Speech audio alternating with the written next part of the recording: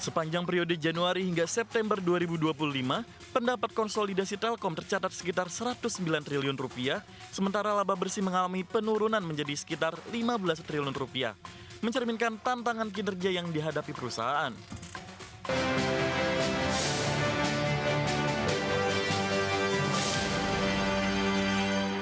PT Telkom Indonesia Tbk terus menjalankan strategi korporasi untuk menjaga pertumbuhan bisnis di tengah tekanan industri teknologi komunikasi dan transformasi digital nasional. Namun demikian, meski sepanjang Januari hingga September 2025, pendapatan konsolidasi tercatat sekitar 109,6 triliun rupiah. Manajemen menempatkan average revenue per user sebagai salah satu pilar utama mendorong kinerja ke depannya.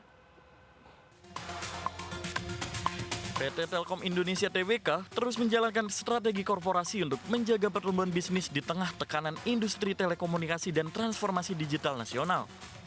Sepanjang periode Januari hingga September 2025, pendapat konsolidasi Telkom tercatat sekitar 109 triliun rupiah, sementara laba bersih mengalami penurunan menjadi sekitar 15 triliun rupiah, mencerminkan tantangan kinerja yang dihadapi perusahaan.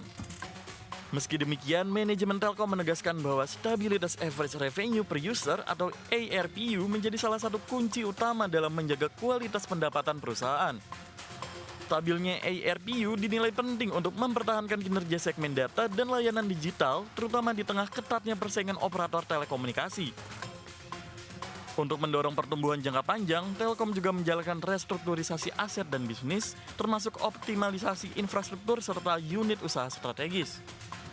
Langkah restrukturisasi tersebut diarahkan untuk memperkuat bisnis digital dan konektivitas sebagai pilar utama pertumbuhan Telkom ke depan. Dengan menempatkan ARPU sebagai fokus strategis sambil mengoptimalkan dan merestrukturisasi aset perusahaan, Telkom berharap dapat meningkatkan efisiensi operasional sekaligus memperkuat fondasi bisnis di segmen digital untuk pertumbuhan jangka panjang. Berbagai sumber IDX Channel. Pemirsa, PT Petrindo Jaya Kreasi Tbk atau Cuan melalui anak usahanya resmi menjadi pemegang saham PT Singaraja Putra Tbk atau SINI. Langkah ini memperkuat sinergi bisnis antara Prajogo Pangestu dan Happy Hapsoro di sektor batubara. Anak usaha Cuan PT Kreasi Jasa Persada memborong 94,94 juta saham SINI. Jumlah tersebut setara dengan 19,14% dari total modal ditempatkan dan disetor SINI. Transaksi ini memperkuat posisi Cuan sebagai pemegang saham strategis di emiten batubara milik Happy Hapsoro. Direktur Utama Cuan, Michael menyebut perseroan bersama afiliasinya telah menguasai hampir 20% saham SINI. Negosiasi masih berlangsung untuk memborong Cuan menjadi pemegang saham pengendali. Cuan menargetkan kepemilikan minimal 51% saham agar dapat mengendalikan manajemen SINI. Pembelian saham dilakukan di pasar negosiasi pada 29 Desember 2025 dengan harga Rp4.888 per saham. Total dana yang dikeluarkan mencapai sekitar 464 miliar, jauh di bawah harga pasar SINI yang berada di kisaran 14.300.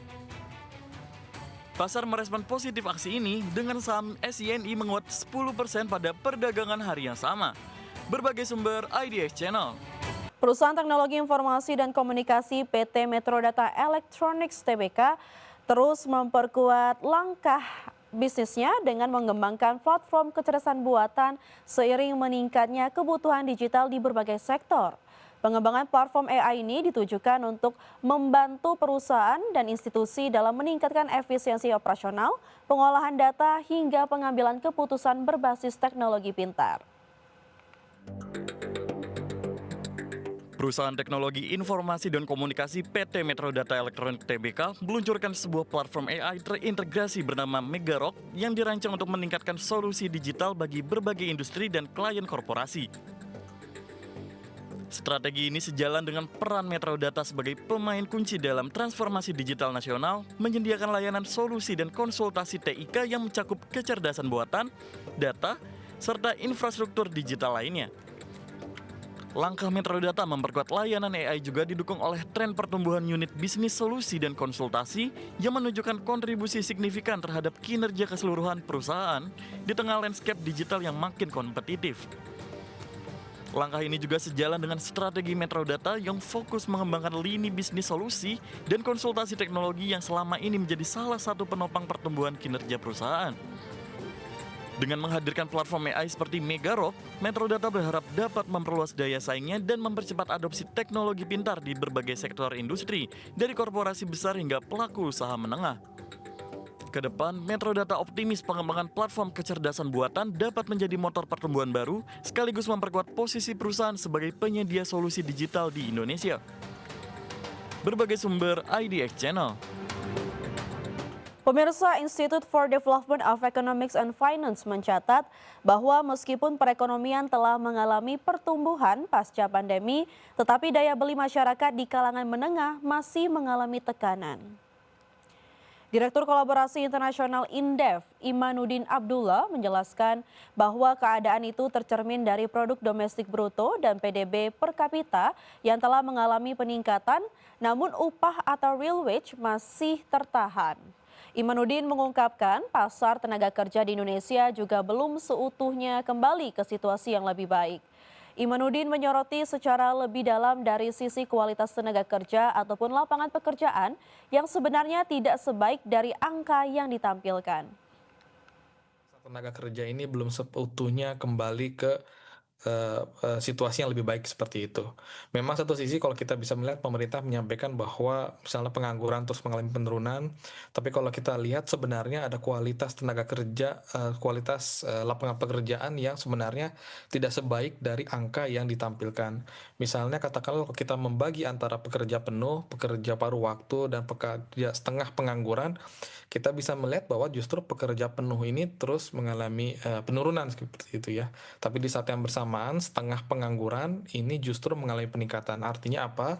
Artinya walaupun memang betul jumlah pengangguran terus mengalami penurunan, tapi yang setengah penganggur yang relatif jumlah jam kerjanya sangat terbatas itu justru Wakil Menteri Dalam Negeri Ahmad Wiyagus menegaskan pentingnya penguatan kolaborasi antara pemerintah pusat dan daerah dalam menjaga stabilitas harga dan pasokan kebutuhan pokok. Hal tersebut disampaikan Ahmad Wiyagus dalam rapat koordinasi pengendalian inflasi daerah penutup tahun 2025. Ahmad Wiyagus mengatakan pengendalian inflasi atau tantangan stabilitas harga di penghujung tahun merupakan ujian konkret yang selama ini dilakukan. Melalui rakor pengendalian inflasi pemerintah ingin memastikan kehadiran negara benar-benar dirasakan langsung oleh masyarakat. Untuk itu pihaknya mengajak Pemda untuk meninggalkan ego sektoral dan bekerja sama secara konsisten demi kepentingan rakyat. Di mana koordinasi antara pusat dan daerah ini harus berjalan dengan presisi yang tinggi, ya. Kemudian juga demi memastikan yang pertama kestabilan pasokan dan harga, bahwa setiap kebutuhan pokok masyarakat tersedia dengan harga yang terjangkau, terutama di wilayah-wilayah terdampak bencana. Yang kedua, kelancaran distribusi, kemudian memastikan rantai pasok logistik tidak terhambat oleh kendala teknis ya maupun cuaca ekstrim yang saat ini kita rasakan bersama di beberapa wilayah di Indonesia ya, sehingga disparitas harga ini antar wilayah tentunya kita berusaha dapat diminimalisir. Kemudian yang ketiga, respon cepat daerah ya, agar setiap pimpinan daerah tentunya melakukan intervensi nyata di pasar ya.